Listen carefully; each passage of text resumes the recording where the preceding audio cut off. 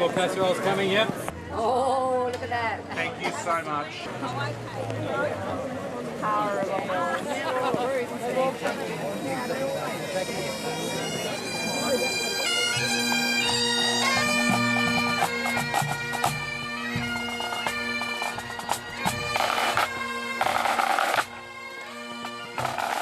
Welcome. It is BYOB, and that's not booze, but that's bring your own brolly, bring your own beanie, bring your own boots, and bring your own buoyancy, because tonight is all about the positivity. We won't cry.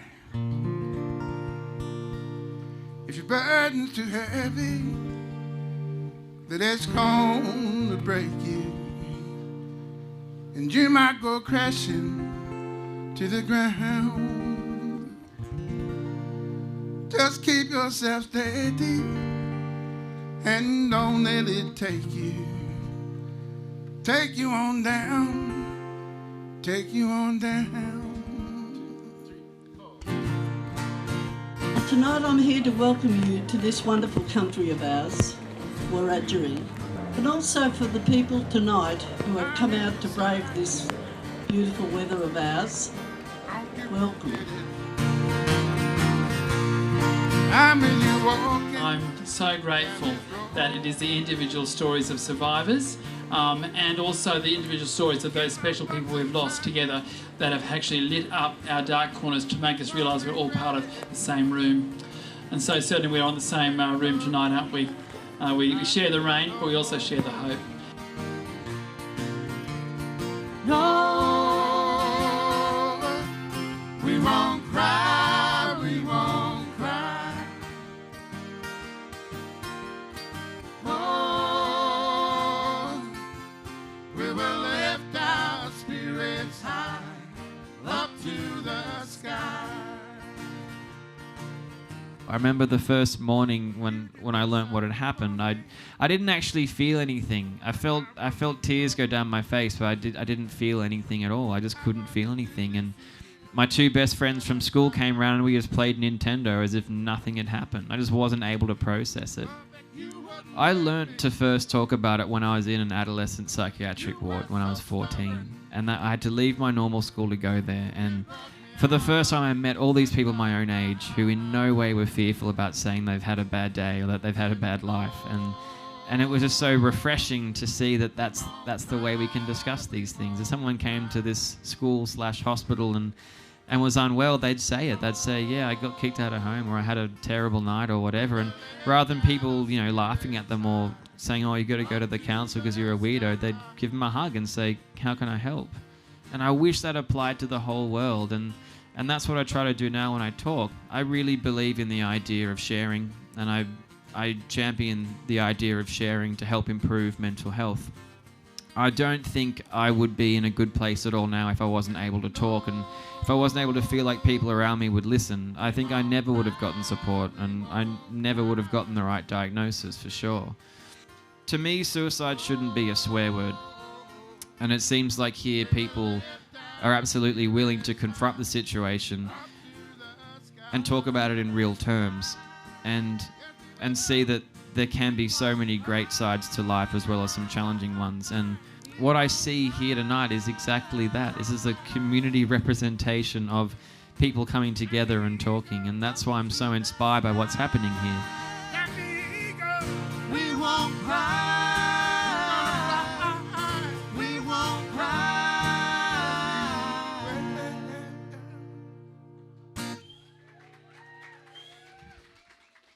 This is the remarkable change in Australia. I travel a lot around the world, but I much prefer to come home to places like this, because communities like this lead the world in their awareness around mental health problems, but more importantly, in their willingness to come out in these kind of conditions and be together. What's great about standing here is I can't actually see almost any individual face. All I can see is the community gathered together. Suicide is a death like no other. Its impact on those around the person who has been lost is very profound. What is so great about this event, and I realise it's the fourth year, is that persistence And there could hardly be a better demonstration of that persistence than standing there this evening and actually participating, actively coming out as a community to support those who have been so dramatically affected. Have you ever been in a place where they want to be first? Like I say, yeah, there's that place down in Albury. They're the community that bothers to come out on a night like tonight and say, we care, but we don't just care when it's easy. We care when it's hard. We don't just care in the preventative sense. We'll be there. We'll be there with each other when adversity actually strikes.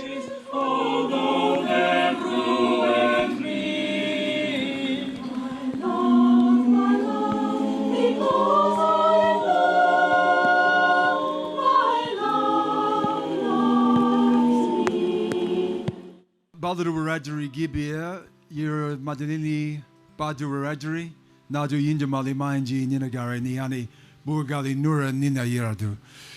It's important that I'm able to be here tonight. It's important I'm able to be here on my own country and be able to speak those words in my language on my country, because that has been our fight. Our fight has been to stay alive. Our fight has been to hold our traditions and our culture and our languages together in the face of often overwhelming odds. And sadly for our people, that is all too often the case, that we are born into a deep well of sadness that comes from losing your land, from being forced onto the margins of society, to be on the outside always looking in. My father and mother moved all around New South Wales looking for work. My father working in sawmills, losing the tips of 3 of his fingers just trying to put food on the table.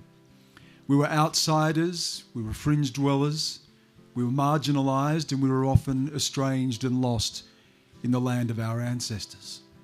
But always for my people it has been a struggle to find a place here, and to find a place among you and to welcome you into our place as well. Just this year we saw a 10-year-old girl in a far-flung corner of Western Australia take her life. 10 years old. And we've all, so many of us have had children, and we've all been 10 years old. We know what a 10-year-old is meant to be doing. Here was a girl who should have been giggling with her schoolmates at the back of the class, who should have been singing to herself in a mirror with a hairbrush or skipping with a rope. Instead, she took her own life because she too was born into that memory of wounds. For Aboriginal people under the age of 35, suicide is the biggest single cause of death. And we ask ourselves how this can be in a country as prosperous and as cohesive and as overwhelmingly successful as Australia.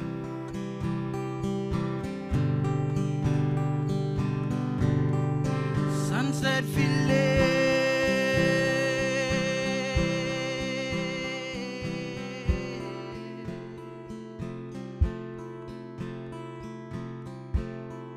Sunset filet. You know, I wondered when that 10-year-old girl took her life. I wondered if for a moment we didn't talk about her as an Indigenous girl, if we didn't talk about this as a death in an Indigenous community, if for a moment we saw her as an Australian girl. That this was a girl who died in an Australian town. If we stopped talking about Indigenous communities and said that in an Australian town, 17 people would take their lives in 3 months. In an Australian town, a quarter of the population, half of the juvenile population would be behind bars. In an Australian town, we'd have 30 to 40% unemployment.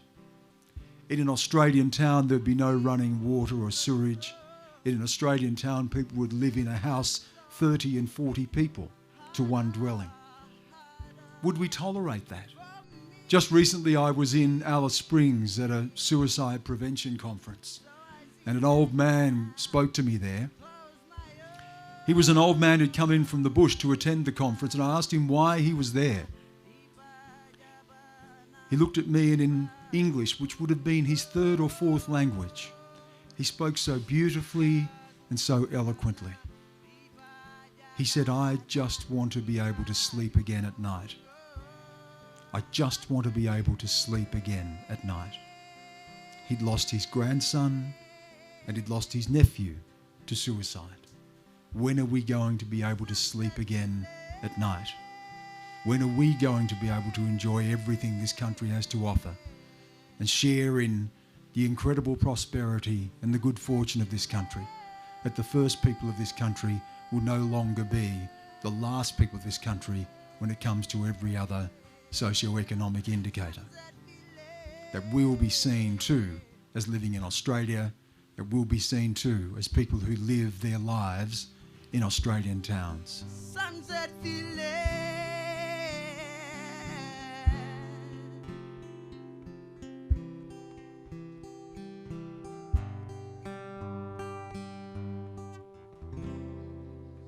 Thank you.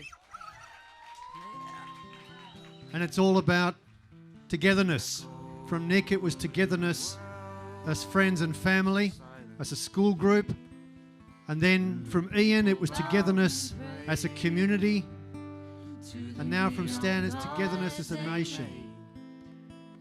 And the sign flashed out its warning in the words that it was forming. And the sign said the words of the prophets are written on subway walls, in tenement halls, whispered the sound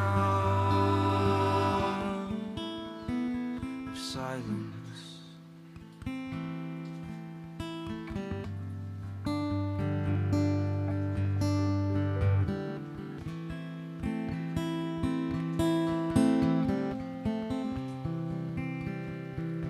If togetherness has been the theme, then we have walked the walk tonight, having heard the talk.